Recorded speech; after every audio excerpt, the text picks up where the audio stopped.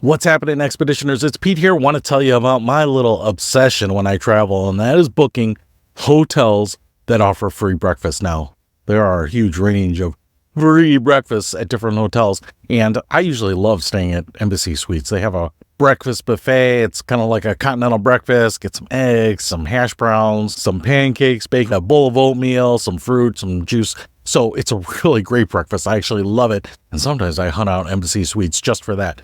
But I've also stayed at other places that label free breakfast, and it's quite a bit different. It's really a small nook in the hotel where maybe they have some box cereals and some milk out and maybe a couple pieces of fruit, but nothing really very fancy.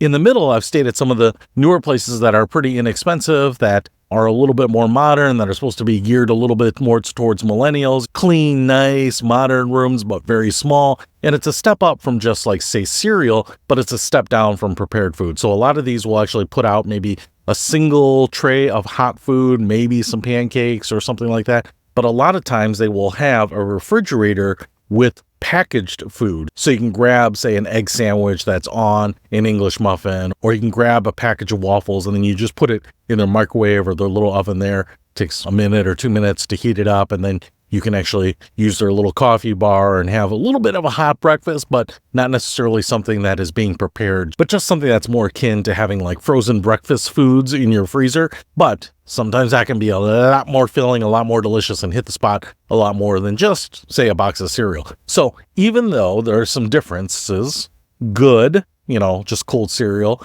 better, some of the hot, make it yourself food, and then best, a whole buffet of delicious food, or even an omelet bar. I love all of these, obviously at different levels, but the great thing about it is when you wake up, after you've had the night of fasting, you're hungry, you're maybe a little hangry, you're traveling, you don't know the area, maybe you don't have a rental car. Most of the time I just use Uber. It just saves me from having to get up, get dressed, get showered, get out the door, find my car, maybe book an Uber, go somewhere and pay some money, even for a cheap breakfast at a fast food place or a Chick-fil-A or McDonald's or something.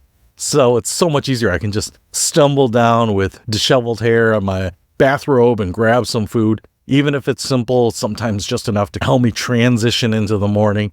And it's going to save me a few bucks. So between saving money, saving time, reducing the amount of time that it takes to get food into my stomach, it's just one of those things that makes travel so much easier. So I love being able to have breakfast in the hotel, not have to go anywhere from a convenience and money standpoint. If you love breakfast as much as I do, and you want to make your travel a little less stressful and a little less costly, look for hotels and accommodations that include a breakfast. That's my tip. Hope it helps. See you later.